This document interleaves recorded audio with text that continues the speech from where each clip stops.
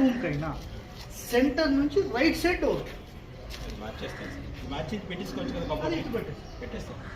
అయితే ఇక్కడ దేవుళ్ళకు సంబంధించిన పాయింట్ ఉంది కదా, దేవుళ్ళది మీరు ఎంతైతే పెడతారో దాని తర్వాతనే డోర్ స్టార్ట్. దాన్ని బట్టి ఇప్పుడు దేవుళ్ళు ఇక్కడ దాకా వచ్చారు, ఓకేనా? ఇక్కడ వచ్చినప్పుడు మీ డోర్ ఇక్కడ నుంచి స్టార్ట్ ఇటు ఉండాలి. అంటే మీరు దేవుడి దగ్గర పోయేటప్పుడు కూడా ఆల్వేస్ రైట్కి వెళ్తుంది.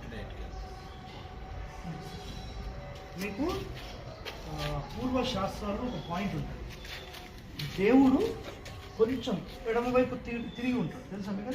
అది ఎక్కడ ఎవరు చెప్పరు.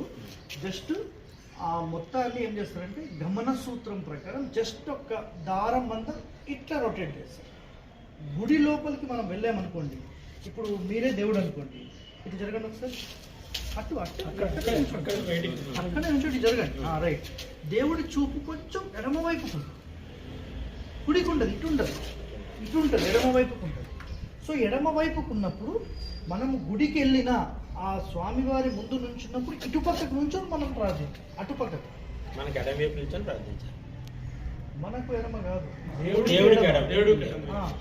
అంతే. అది చాలా ఇంపార్టెంట్. అట్లనే ఇందాక మీకు చెప్పిన సూత్రాల్లో ఇది మీకు చాలా పవర్ఫుల్గా పనిచేస్తుంది. ఏది? ఎంట్రీ పవర్ఫుల్గా పనిచేస్తుంది.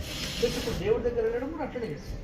కానీ డైరెక్ట్ మనం ఏదైతే ప్లాట్ఫామ్ లాగా అంటే దేవుడికి సంబంధించి ఉండు చేస్తున్నాం కదా, దాన్ని ముందుకెళ్ళి ఇట్లా టర్న్ కావాలి, అది కోర్టులాగా వస్తుంది, పక్కకు వస్తుంది.